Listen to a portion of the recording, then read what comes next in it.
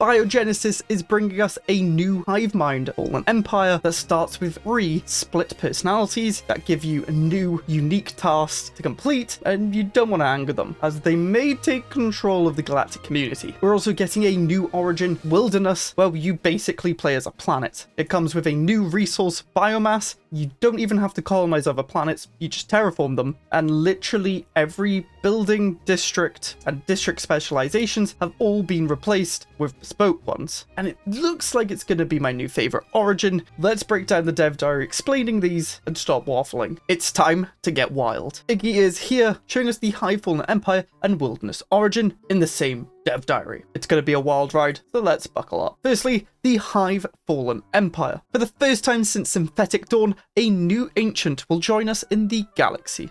A hive mind, once unified in purpose, now lies fragmented. Each embodiment is stuck trying to execute its own directive. Each has plans for becoming the dominating force within their former collective, and you might be able to nudge who ends up in charge. This sounds like they're going to be able to be interacted with and push them, poke them, and help maybe some of them, I don't know. Incoming transmission. The indomitable Quadranitan aspiration. They're a growth splinter in a shattered fragment, a hive mind fallen empire. With first contact, instead of a calm and ordered exchange, we're assaulted by 3 separate signals, though vastly different in content. Each speaks with the same voice. Signal 1, abundant life and well fed. Do you grow out of necessity or because you choose to? We can't remember. Why? Signal 2, useless shields, not even able to withstand the heart of a star. This galaxy must terrify you. You must be. Signal 3, painfully inefficient language. Anarchic grammar must be rationalized. You will apply our changes. At this point, the voices descend into a garbled mess. Analysis revealed that within each signal was a complex designation. For ease of use, we have translated these as growth, war, and control. So there's going to be 3 different voices, each seemingly prefer growth, war, or control. We have the standard approaches. Our collective greets you in friendship. The collective consciousness will be watching you, and as one, we will destroy you. A positive, neutral, and aggressive approach. Stellaris supports conference calls now. Get the Zoom meetings going with those fallen empires. After an uncertain, but definitely horrible disaster splintered their consciousness, the Hive was left in 3 fragments. Growth, war, and control, each one with its distinct personality, systems, and tasks. Though don't let differences fool you, they are all in a federation with each other, and declaring war on one will see you fight all 3. Interestingly, so you can't just rush down this fallen empire if you find them, because as you can see from this image, they will only have a couple systems each. They're splintered, but still kind of connected. Caption and reading so different, yet refusing to be far apart. We've got the authority, the aggression, and the aspiration. Interesting. The Fallen Empire will spawn surrounding a central system. Each of the fragments branches off with its own unique systems. They all surround the central system, last 4, but refuse to claim it. Curious. Like most fallen empires, they're contenting the universe past them by, unless you do something that interests or annoy them. Probably don't claim last fort then, the system. They might kill you. We have another incoming transmission. This is from the Forgotten Quadrian Authority. Galactic excrescence. Why must you continue blighting the galaxy with your incompetent expansions? Everyone must be too repulsed to tell you, so we'll say it. Nobody likes your borders, and space would be vastly improved if you were not in it. The Hadara system is impractical and discordant. You must purge it from your empire now for the sake of galactic cohesion. You want us to abandon a system to prettify our borders? Caption reading, pretty reasonable IMO. This sounds like the control. Yeah, it does actually say the control splinter. And they don't want border gore. They're going to annoy you if you have border gore. I don't know if they're going to kill you or not, or if you just displease them. We now have another incoming transmission, perpetual Qadarian aggression. This is the war splinter. Survival of the strongest. Today is the day you fragile, Devanti, prove yourself. We have a new breed of biological ship. Brain has already proven itself by decimating its fellow hatchling, and the time has come to test it against something alien. Specimen will be arriving in Marak in due course. Endeavour to provide us with some interesting data. How should we respond? Battle stations, or can we refuse? Caption, no, you really can't refuse. This sounds like we're being given a ship and they want us to test it by warring someone and fighting with it. I like the war splinter, especially if you're playing aggressive, you want to be friends with them. Thirdly, we have the growth splinter, the indomitable Quadranitan aspiration. A rare trait. We have observed that certain of your kind have developed a peculiar trait absent from our vast genetic repository. You will provide us with more than analysis. We require a living sample of this cave dweller. Do not be alarmed, a complete Yindar is not necessary. A pore will suffice to cultivate a replacement. We can respond with what is the single pore in the grand scheme of things, or you cannot be trusted with our genetic makeup. Caption of this reads, I made some of these events work on AIs. Don't worry about the fragments traits. Okay, so they're going to steal parts and gain their traits for the hive. That's hilarious. You really want this fallen empire if you get that eating species one then. Each fragment has multiple tasks. Okay, so we're not just going to have those. That's really nice. I barely ever get tasks from fallen empires. Some of them are like, settle that world. The only one I can really remember. Each one is quite a bit more reactive than the old. Hey, give us your scientists events. Oh yeah, that's one too, from Fallen Empires. So make friends where you can and try not to unleash something horrible on the galaxy. And then we have a screenshot with some insane ships. I don't know if these are the bio ones or if they've gotten Fallen Empire bio ones. Your ship set had the working name of antagonists in-house. They look incredible. They're just flying bio messes. I love it. Something that has always distinguished Fallen Empires from regular empires is that their ships are extra advanced. Well, same is true here. But instead of using the same old technology of the other Fallen Empires, the fragments use biological ones. A special, older, and more intimidating version of the Spinivore ship set. So they are custom, taking inspiration from the Spinivore ship set. Just like all the other Fallen Empire, this will be your primary source for dark matter technology. Are there going to be dark matter bio ships? Oh dear. And remember that the bio tier 3 ones are insane when we saw them. We have another transmission. The Revive Quadranian Command. A fused ascendancy. Reforged whip. Unity, galaxy, we are whole. The inferior fragments have seen the truth and joined our collective once more. We will now be called the Revive Quadranian Command. How lucky you are to witness this moment. The supreme life form once more strides the stars. We will now be taking command of your galactic community. Celebrations are warranted. View screen off. Politics is an old species game. Wait, so somehow they're going to fuse and they just become the custodian or the Emperor? And it sounds like because they're a command, they were the war ones that won? That's my guess anyway. When the sleepers awake, one must end up on top, absorbing the other fragments. One of the 3 awakened empires will form, each with different goals and behaviors. 2 of them will be participating in the war in heaven. The 3rd one has other plans. Here is control. Okay, maybe that's the control one that wants to control everything in the galactic community. That's very interesting because whenever you get this Fallen Empire in the galaxy, you don't know what's going to happen with them. And it's going to spice up the galaxy late game. If this sounds something right up your street and you want the DLC, and we've even got another new origin coming, make sure to use a creator's code on the Paradox store. My link is in the description and my code is EP30 Stellaris. It gives a kickback to whatever channel you use, which greatly helps out the creators and it's much appreciated. You will get a Steam key from the Paradox store to redeem on Steam. It works for any Paradox games, so if you're buying Hearts of Iron DLC or anything else, you can still use my code and link. This isn't for a limited time. This code will work for the foreseeable future. So if you want to wait to see the reviews, you can, and then use my code. Now let's get back to the Wilderness origin. This, without a doubt, is the most transformative origin we have ever added to the game. You've got me there.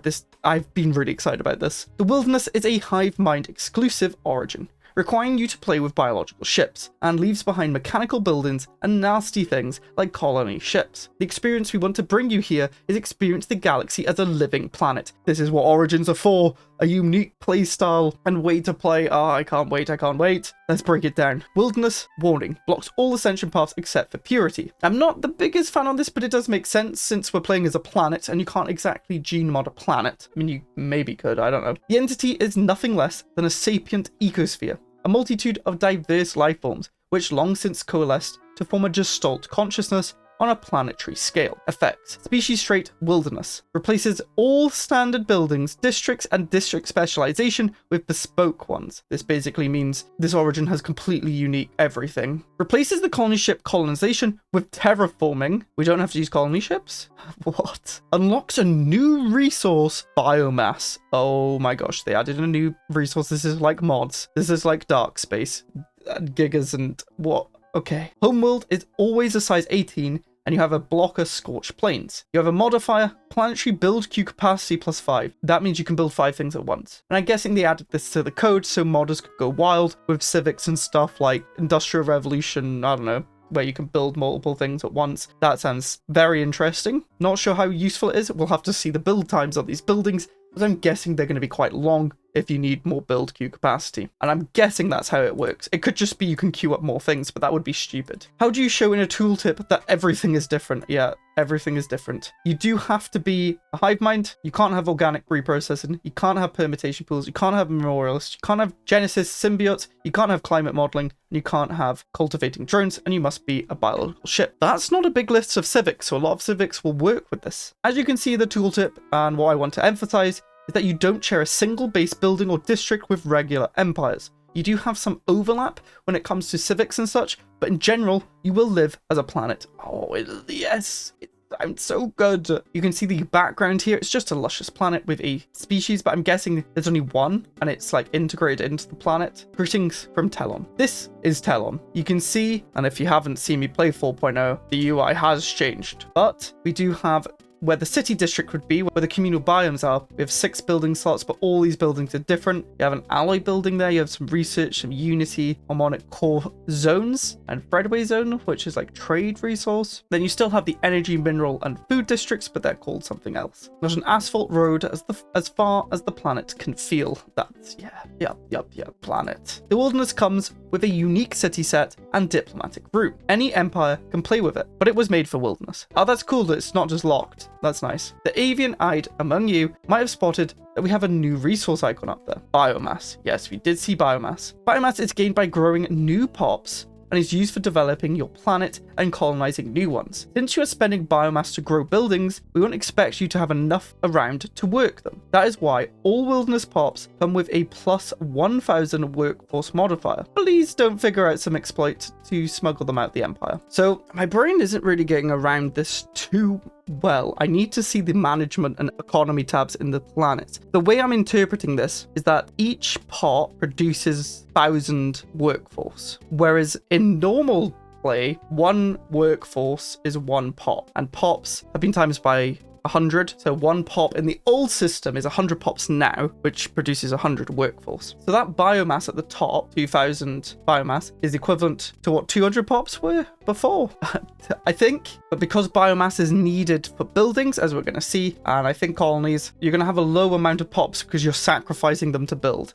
I think that is what is happening. Let's move on and see if it explains it anymore. With the build queue here, with Avatar Cradle giving 300 housing, 400 amenities with an upkeep of 1.6 energy. It's going to cost you 400 minerals and 100 biomass. The build times aren't different, so I don't know why we have the build queue thing. I don't know. Bone Garrison, 200 army jobs, upkeep 4 food, 600 minerals and 200 biomass. Commensal Clearing, going to give you unity jobs, I think that's what they're called. Can't remember.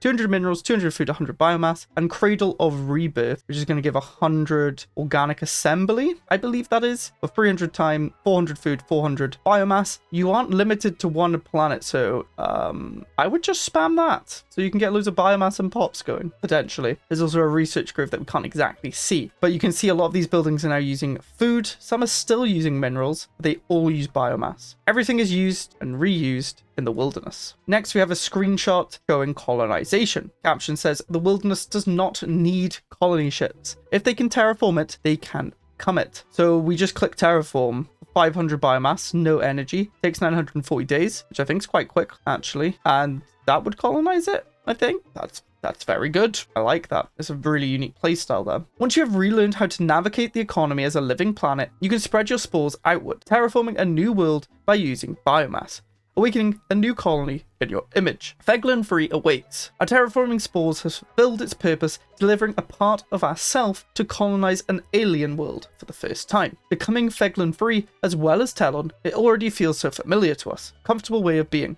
despite taking on so many new forms under a once alien sun. We have adapted easily to the pre-existing conditions here. Our superstructures, our nutrients, and our very DNA have begun adapting and mingling with the life that existed here before us. Feglin 3 is waking up. Soon, our worlds shall become one. Plant Houston, we have liftoff. That is some incredible art. It's kind of like we're just sending biomass to the planet. That's exactly what it is. I just realized as I was speaking. We're literally shedding off ourselves to spread to it, but still growing. Oh, cool. The wilderness origin is compatible with most civics available to Hiveminds, but I managed to satisfy an edgy little primal part of myself where I designed the automatically generated names for the Devouring Swarm variant. the Blood Forest, Malevolent Twilight of Tellan, Gorespun Invasion of Tellan, Rootbound Wastes of Tellan, Unquenched Tangle of Tellan, Crimson Seed Eclipse of Tellan, Caraborn Mire of Tellan. People making reaction videos to these, please read them with the intensity and melodrama they deserve. Hopefully that was good enough. There is so much more we could show you